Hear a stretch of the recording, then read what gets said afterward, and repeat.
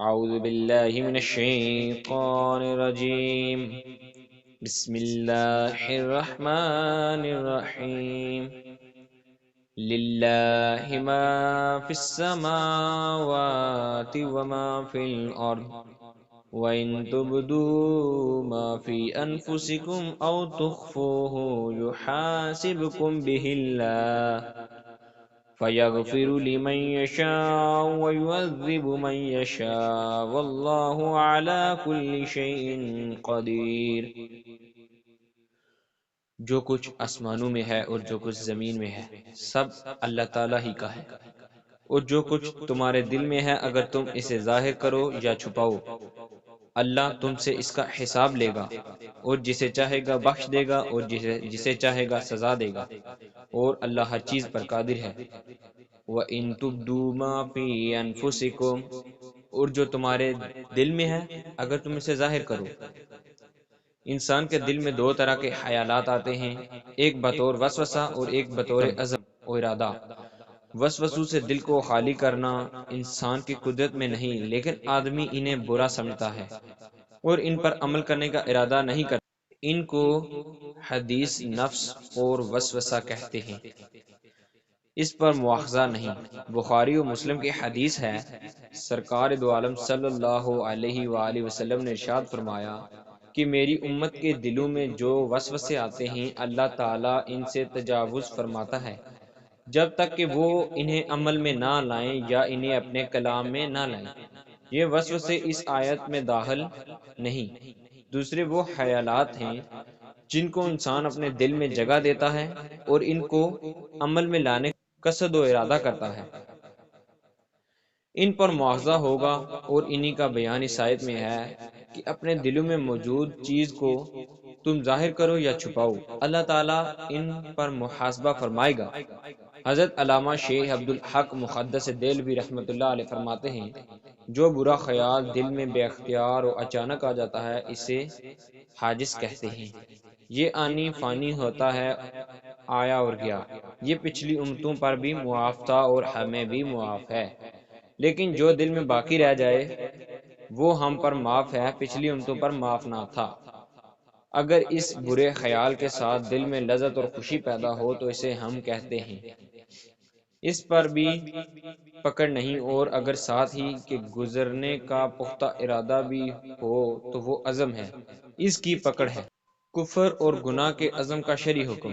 یاد رہے کہ کفر کا عزم کرنا کفر ہے، لہٰذا اگر کسی نے 100 سال بعد بھی کفر کرنے کا ارادہ کیا وہ ارادہ کرتے ہی کافر ہو جائے گا۔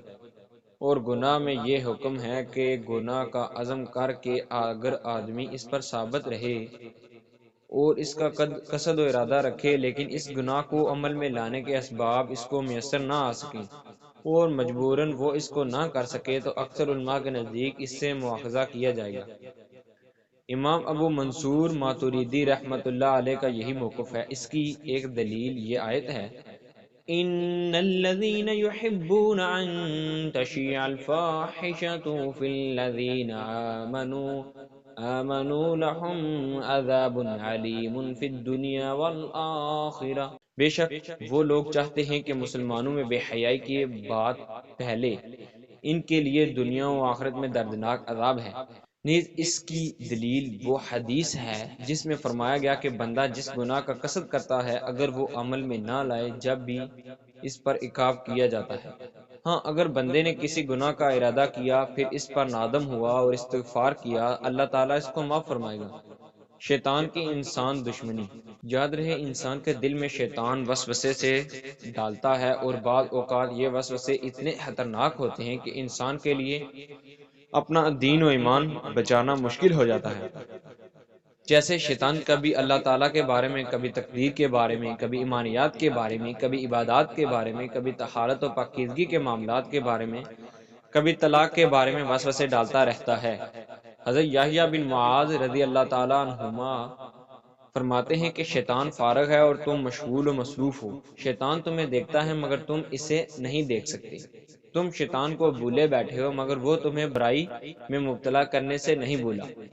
تمہارا نفس خود تمہارا دشمن و مخالف ہے اور شیطان کا مددگار ہے، اس لیے شیطان اور اس کی حامیوں سے جنگ کرنا اور انہیں مغلوب کرنا بہت ضروری ہے، ورنہ اس کے فتنہ و فساد اور اس کی ہلاکت اور بربادی سے بچنا بہت مشکل ہے۔ بسم اللہ الرحمن الرحیم۔ آمن الرسول بما انزل الیہ من ربہ والمؤمنون كل آمن بالله وملائكته وكتبه ورسله لا نفرق بين أحد من رسله وقالوا سمعنا وأطعنا غفرانك ربنا وإليك المصير۔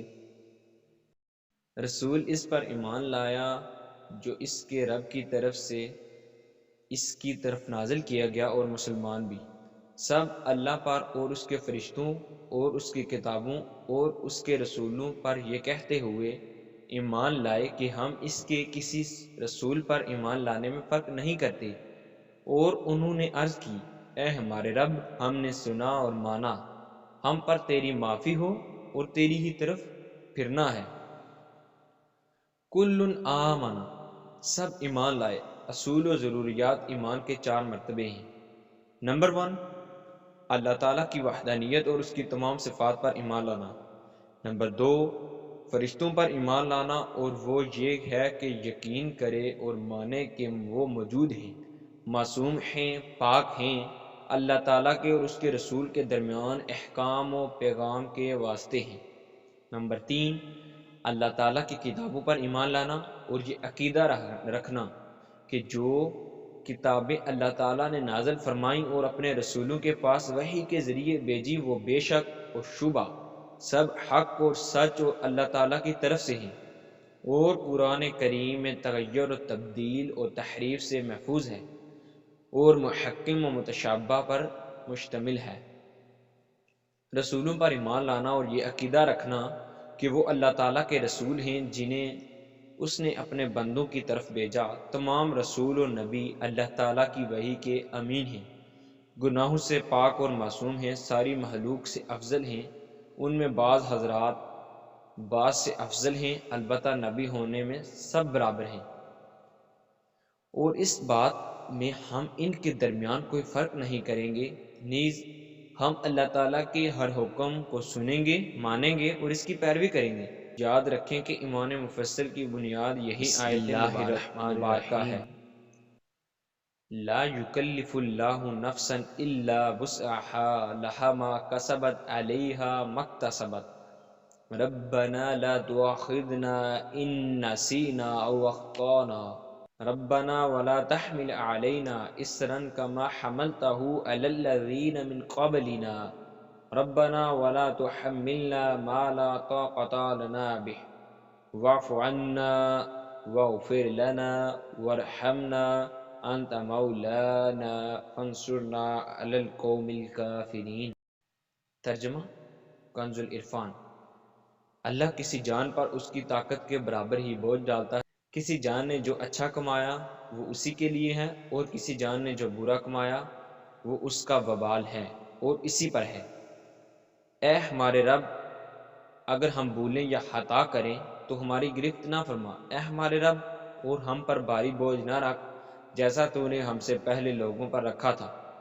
اے ہمارے رب، اور ہم پر وہ بوجھ نہ ڈال جس کی ہمیں طاقت نہیں، اور ہمیں معاف فرما دے اور ہمیں بخش دے، ہم پر مہربانی فرما، تو ہمارا مالک ہے، پس کافر قوم کے مقابلے میں ہماری مدد فرما۔ لا یکلف اللہ نفسا الا وسعها، اللہ کسی جان پر اس کی طاقت کے برابر ہی بوجھ ڈالتا ہے۔ اللہ تعالیٰ کسی پر طاقت سے زیادہ بوجھ نہیں ڈالتا، لہٰذا غریب پر زکوٰۃ نہیں، نادار پر حج نہیں، بیمار پر نماز میں قیام فرض نہیں، معذور پر جہاد نہیں، الغرض اسی طرح کے بہت سے احکام معلوم کیے جا سکتے ہیں۔ لہا ما کسبت، کسی جان نے جو نیک عمل کمایا وہ اسی کے لیے ہے، آدمی کے اچھے عمل کی جزا اور اس کے برے عمل کی سزا اسی کو ملے گی۔ یہ آیت مبارکہ آخرت کے ثواب و عذاب کے بارے میں ہے۔ لیکن اس کے ساتھ اس طرح کا معاملہ دنیا میں بھی پیش آتا رہتا ہے کہ ہر آدمی اپنی محنت کا پھل پاتا ہے، محنت والے کو اس کی محنت کا صلہ ملتا ہے، جبکہ سست و کاہل اور کامچور کو اس کی سستی کا انجام دیکھنا پڑتا ہے۔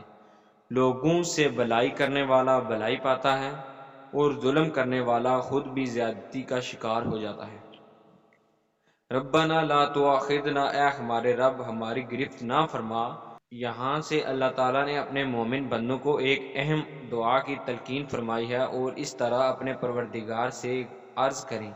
دعا کا مفہوم ترجمے سے واضح ہے، اس دعا کو زبانی یاد کر لینا چاہیے۔ سورۃ البقرہ کی ان آخری 2 آیتوں میں بہت بڑی فضیلت ہے۔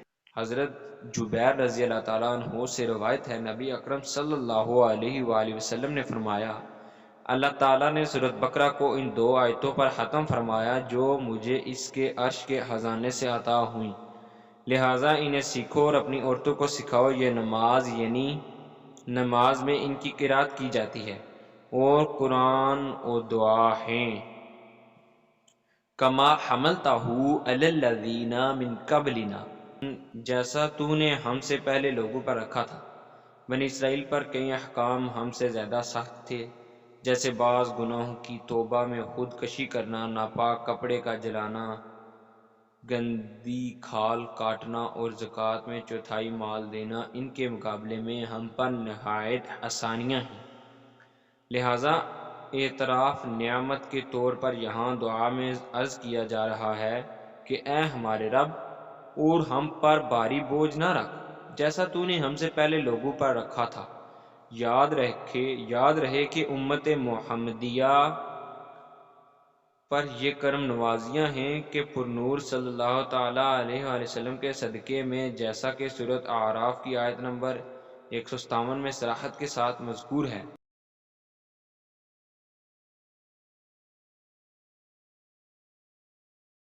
الرحیم، سورۃ الاعراف آیت نمبر 157۔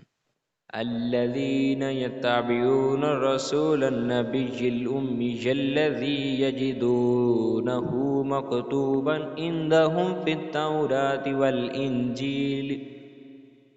والإنجيل يأمرهم بالمعروف وينهاهم عن المنكر ويحل لهم الطيبات ويحرم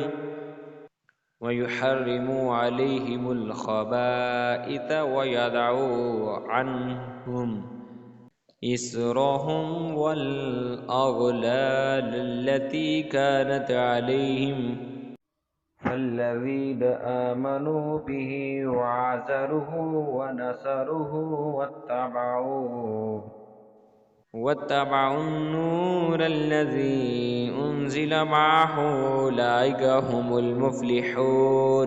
وہ جو اس کے رسول کی اتباع کریں جو غیب کی خبریں دینے والے ہیں اور جو کسی سے پڑھے ہوئے نہیں، جسے یہ اہل کتاب اپنے پاس تورات اور انجیل میں لکھا ہوا پاتے ہیں۔ وہ انہیں نیکی کا حکم دیتے ہیں اور انہیں برائی سے منع کرتے ہیں اور ان کے لیے پاکیزہ چیزیں حلال فرماتے ہیں اور گندی چیزیں ان پر حرام کرتے ہیں، اور ان کے اوپر سے وہ بوجھ اور قیدیں اتارتے ہیں جو ان پر تھیں۔ تو وہ لوگ جو اس نبی پر ایمان لائیں اور اس کی تعظیم کریں اور اس کی مدد کریں اور اس کے نور کی پیروی کریں جو اس کے ساتھ نازل کیا گیا، تو وہی لوگ فلاح پانے والے ہیں۔ تفسیر صراط الجنان۔ الذین یتبعون الرسول، اور جو رسول کی غلامی کرتے ہیں۔ مفسرین کا اس بات پر اجماع ہے کہ اس آیت میں رسول سے سرکار دو عالم صلی اللہ علیہ وآلہ وسلم مراد ہیں۔ آیت میں تاجدار رسالت صلی اللہ تعالیٰ علیہ وآلہ وسلم کا ذکر و صف رسالت سے فرمایا گیا ہے، کیونکہ آپ اللہ عز و جل اور اس کی مخلوق کے درمیان واسطہ ہیں۔ رسالت کے فرائض ادا فرماتے ہیں، اللہ تعالیٰ کے اوامر و نواہی، شرائع و احکام اس کے بندوں کو پہنچاتے ہیں۔ نبی اور امی کا ترجمہ۔ اس کے بعد آپ کی توصیف میں نبی فرمایا گیا اور اس کا ترجمہ سیدی اعلیٰ حضرت رحمت اللہ علیہ نے غیب کی خبریں دینے والے کیا ہے۔ اور یہ نہایت ہی صحیح ترجمہ ہے، کیونکہ نبا خبر کے معنی ہیں اور نبی کی منفرد خبر بطور خاص غیب ہی کی خبر ہوتی ہے، تو اس سے مراد غیب کی خبریں لینا بالکل درست ہے۔ قرآن کریم میں یہ لفظ خبر کے معنی میں بکثرت استعمال ہوا ہے۔ ایک جگہ ارشاد ہوا قل ہوا نبع عظیم، تم فرماؤ وہ قرآن ایک عظیم خبر ہے۔ ایک جگہ فرمایا تلک من انباء الغیب نوحیہا الیک، یہ کچھ غیب کی خبریں ہیں جو ہم نے تمہاری طرف وحی کرتے ہیں۔ یہ کچھ غیب کی خبریں ہیں جو ہم تمہاری طرف وحی کرتے ہیں۔ ایک جگہ فرمایا فَلَمَّا أَنبَأَهُم بِأَسْمَائِهِمْ، تو جب آدم نے انہیں ان اشیاء کے نام بتا دیے۔ ان کے علاوہ بکثرت آیات میں لفظ اس معنی میں مذکور ہے، پھر یہ لفظ یا فعل کے معنی میں ہوگا یا مفعول کے معنی میں۔ یہ پہلی صورت میں اس کے معنی غیب کی خبریں دینے والے، اور دوسری صورت میں اس کے معنی ہوں گے غیب کی خبریں دیے ہوئے، اور ان دونوں معنی کی تائید قرآن کریم سے ہوتی ہے۔ پہلے معنی کی تائید اس آیت سے ہوتی ہے نبی عبادی، پہلے معنی کی تائید اس آیت سے ہوتی ہے نبی عبادی، میرے بندوں کو خبر دو۔ دوسری آیت میں فرمایا قل اعنبئکم، تم فرماؤ کیا میں تمہیں بتا دوں۔ اور حضرت عیسیٰ علیہ السلام کا ارشاد جو قرآن کریم میں وارد ہوا وَأُنَبِّئُكُم بِمَا تَأْكُلُونَ وَمَا تَدَّخِرُونَ فِي بُيُوتِكُمْ، اور تمہیں غیب کی خبریں دیتا ہوں جو تم کھاتے ہو اور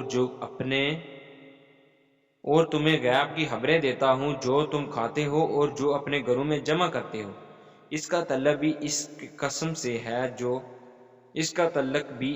سے ہے جو دوسری صورت تائید اس آیت میں ہوتی ہے نبعنی العلیم الخبیر۔ ترجمہ: مجھے علم والے خبردار اللہ نے بتایا۔ اور حقیقت میں انبیاء علیہ السلام غیب کی خبریں دینے والے ہوتے ہیں۔ تفسیر خازن میں ہے کہ آپ کے وصف میں نبی فرمایا، کیونکہ نبی ہونا اعلیٰ اور اشرف مراتب میں سے ہے، اور یہ اس پر دلالت کرتا ہے کہ آپ صلی اللہ علیہ وآلہ وسلم کے نزدیک بہت بلند درجے رکھنے والے اور اس کی طرف سے خبر دینے والے امی کا ترجمہ اعلیٰ حضرت رحمۃ اللہ علیہ نے بے پڑھے فرمایا ہے۔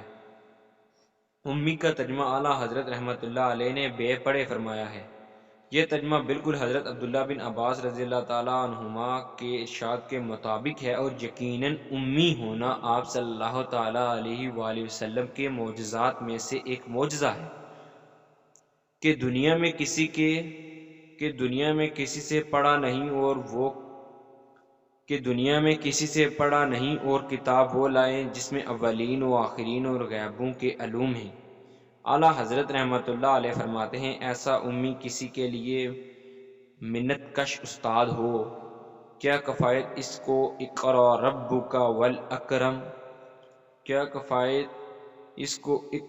ربک والاکرم، نہیں؟ یجدونہ مکتوبا عندہم فی التوراۃ والانجیل، اسے یہ اہل کتاب اپنے پاس تورات اور انجیل میں لکھا ہوا پاتے ہیں، یعنی اپنے پاس تورات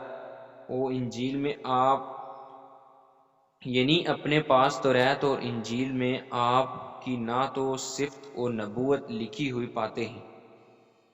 تورات و انجیل میں مذکور اوصاف مصطفیٰ صلی اللہ تعالیٰ علیہ وآلہ وسلم صحیح بخاری میں ہے۔ حضرت عطا بن یسار رضی اللہ تعالیٰ عنہ نے حضرت عبداللہ بن عمر رضی اللہ تعالیٰ عنہما سے سید عالم صلی اللہ تعالیٰ علیہ وآلہ وسلم کے وہ اوصاف دریافت کیے جو توریت میں مذکور ہیں، تو انہوں نے فرمایا خدا کی قسم سید المرسلین صلی اللہ تعالیٰ علیہ وآلہ وسلم کہ جو اوصاف قرآن کریم میں آئے ہیں انہی میں سے بعض اوصاف توریت میں مذکور ہیں۔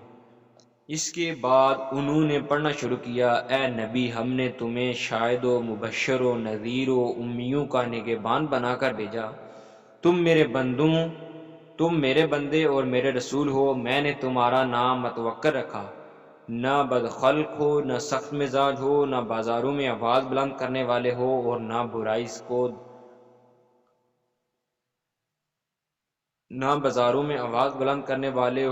برائی سے برائی کو دفع کرنے والے ہو، بلکہ خطا کاروں کو معاف کرتے ہو اور ان پر احسان فرماتے ہو۔ اللہ تعالیٰ تمہیں نہ اٹھائے گا جب تک تمہاری برکت سے غیر مستقیم ملت کو اس طرح راست نہ فرما دے کہ لوگ صدق و یقین کے ساتھ لا الہ الا اللہ محمد الرسول اللہ پکارنے لگے، اور تمہاری بدولت اندھی آنکھیں بینا اور بہرے کان شنوا، سننے والے اور پردوں میں لپٹے ہوئے دل کشادہ ہو جائیں۔ حضرت کعب اخبار رضی اللہ تعالیٰ عنہ سے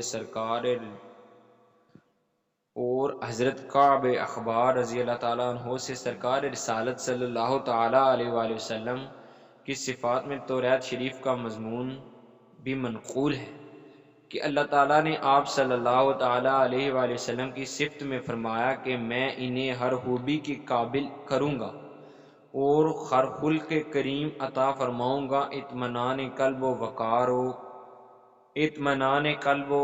وقار کو ان کا لباس بناؤں گا، اور طاعت و احسان کو ان کا شعار کروں گا، تقوی کو ان کا ضمیر، حکمت کو ان کا راز، صدق و وفا کو ان کی طبیعت، عفو و کرم کو ان کی عادت، عدل کو ان کی سیرت، اظہار حق کو ان کی شریعت، خداعت کو ان کا امام، و اسلام کو ان کی ملت بناؤں گا۔ احمد ان کا نام ہے، مخلوق کو ان کے صدقے میں گمراہی کے بعد ہدایت اور جہالت کے بعد علم و معرفت و گمنامی کے بعد رفعت و منزلت عطا کروں گا۔ انہی کی برکت سے قلت کے بعد کثرت اور فقر کے بعد دولت اور تفرقے کے بعد محبت عنایت کروں گا۔ انہی کی بدولت مختلف قبائل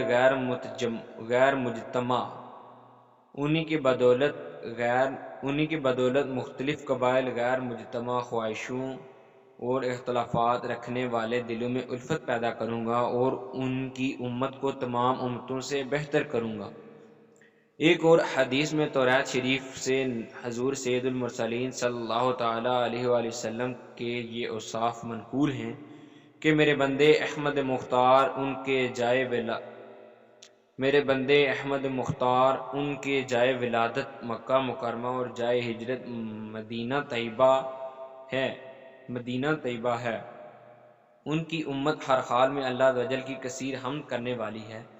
حضرت علامہ مفتی نعیم الدین مراد آبادی رحمۃ اللہ علیہ فرماتے ہیں، اہل کتاب ہر زمانے میں اپنی کتابوں میں تراش خراش کرتے رہے، اور ان کی بڑی کوشش اس پر مسلط رہی کہ حضور صلی اللہ علیہ وآلہ وسلم کا ذکر اپنی کتابوں میں نام کو نہ چھوڑیں۔ ان کی کوشش اس پر مسلط رہی کہ حضور صلی اللہ علیہ وآلہ وسلم کا ذکر اپنی کتابوں میں نام کو نہ چھوڑیں۔ توریت و انجیل وغیرہ ان کے ہاتھ میں تھی، اس لیے انہیں اس میں کچھ دشواری نہ تھی، لہذا ہزاروں تبدیلیاں کرنے کے بعد بھی موجودہ زمانے میں بائبل میں حضور سید المرسلین صلی اللہ تعالیٰ علیہ وآلہ وسلم کا سید عالم صلی اللہ تعالیٰ علیہ وآلہ وسلم کی بشارت کا کچھ نہ کچھ نشان باقی رہ ہی گیا۔ چنانچہ برٹش اینڈ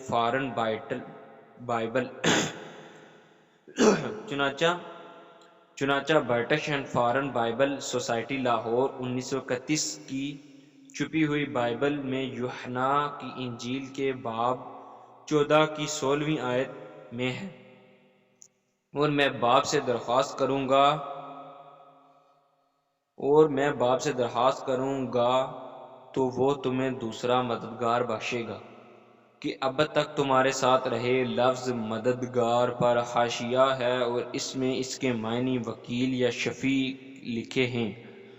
تو اب حضرت عیسیٰ علیہ السلام کے بعد ایسا آنے والا جو شفیع ہو اور اب تک رہے، یعنی اس کا دین کبھی منسوخ نہ ہو، بخر منسوخ نہ ہو، وہ سید عالم صلی اللہ علیہ وآلہ وسلم کے کون ہیں، جس کا اور ابد تک رہے، یعنی جس کا دین کبھی منسوخ نہ ہو، بجزے سید عالم صلی اللہ علیہ وآلہ وسلم کے کون ہیں۔ پھر انتیسویں تیسویں آیت میں ہے، اور اب میں نے تم سے اس کے ہونے سے پہلے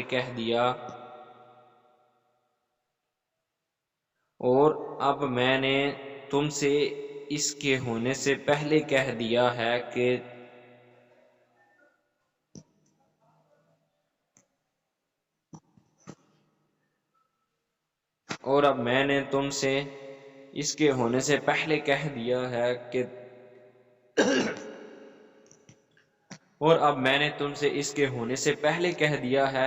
تاکہ جب ہو جائے تو تم یقین کرو، اور اس کے بعد میں تم سے بہت سی باتیں نہ کروں گا، کیونکہ دنیا کا سردار آتا ہے اور مجھ میں اس کا کچھ نہیں۔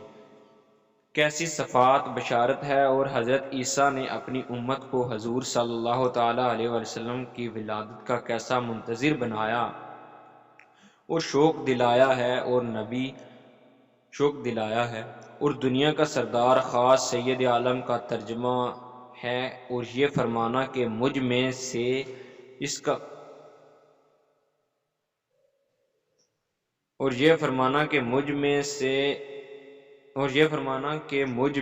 کچھ نہیں، حضور صلی اللہ تعالی علیہ وسلم کی عظمت کا اظہار ہے، اس کے حضور اپنا کمال ادب و انکسار ہے۔ پھر اسی کتاب میں باب 16 کی 7ویں آیت ہے، لیکن میں تم سے سچ کہتا ہوں کہ میرا جانا تمہارے لیے فائدہ مند ہے، کیونکہ اگر میں نہ جاؤں گا تو وہ مددگار تمہارے پاس نہ آئے گا، لیکن اگر جاؤں گا تو اسے تمہارے پاس بھیج دوں گا۔ اس میں حضور صلی اللہ تعالی علیہ وآلہ وسلم کی بشارت کے ساتھ اس کا بھی صاف اظہار ہے۔ حضور صلی اللہ تعالی علیہ وآلہ وسلم خاتم الانبیاء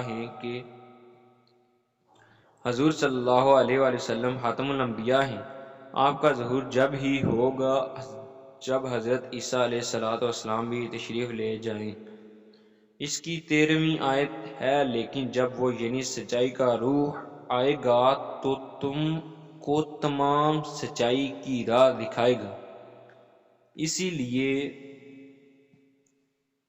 لیے کہ وہ اپنی طرف سے نہ کہے گا، لیکن جو کچھ سنے گا وہی کہے گا اور تمہیں آئندہ کی خبریں دے گا۔ اس آیت میں بتایا گیا کہ سید عالم صلی اللہ علیہ وآلہ وسلم کی آمد پر دین الہی کی تکمیل ہو جائے گی، اور آپ کی سچائی کی راہ یعنی دین حق کو مکمل کر دیں گے۔ اس کا یہی نتیجہ نکلتا ہے کہ ان کے بعد کوئی نبی نہ ہوگا، اور یہ کلمے اپنی طرف سے نہ کہے گا، جو کچھ سنے گا وہی کہے گا۔ خاص وما ینطق عن الہوی ان هو الا وحی یوحی، ترجمہ، اور یہ جملہ کہ تمہیں آئندہ کی خبریں دے گا۔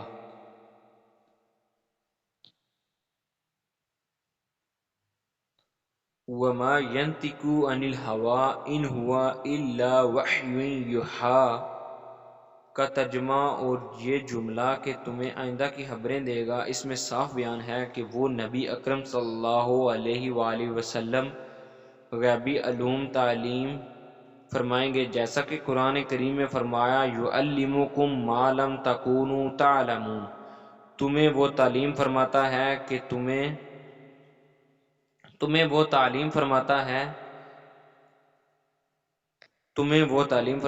جو تمہیں معلوم نہیں تھا۔ اور ما ہوا علی الغیب ما ہوا علی الغیب بدانین، یہ نبی غیب بتانے پر بخیل نہیں، اور ان کے لیے پاکیزہ چیزیں حلال فرماتے ہیں، یعنی جو حلال و طیب چیزیں جو حلال و طیب چیزیں بنی اسرائیل پر ان کی نافرمانی کی وجہ سے حرام ہو گئی تھی، نبی اکرم صلی اللہ علیہ وآلہ وسلم انہیں حلال فرما دیں گے اور ان میں بہت سی خبیث و گندی چیزوں کو حرام کر دیں گے۔ وَيَدَعُ عَنْهُمْ إِصْرَاهُمْ وَالْأَغْلَالَ الَّتِي كَانَتْ عَلَيْهِمْ، اور ان کے اوپر سے وہ بوجھ اور قیدیں اتارتے ہیں جو ان پر تھیں۔ بوجھ سے مراد سخت تکلیفیں، جیسا کہ توبہ میں اپنے آپ کو قتل کرنا اور جن اعضاء سے گناہ صادر ہوں ان کو کاٹ ڈالنا، اور قید سے مراد مشقت والے احکام ہیں، جیسا کہ بدن اور کپڑے کے جس مقام کو نجاست لگے اس کو کینچی سے کاٹ ڈالنا، اور غنیمتوں کو جلانا اور گناہوں کا مکانوں کے دروازوں پر ظاہر ہونا وغیرہ۔ وَعَزَّرُوهُ وَنَصَرُوهُ، اس کی تعظیم کریں اور اس کی مدد کریں۔ اس سے معلوم ہوا کہ حضور اقدس صلی اللہ تعالی علیہ وآلہ وسلم کی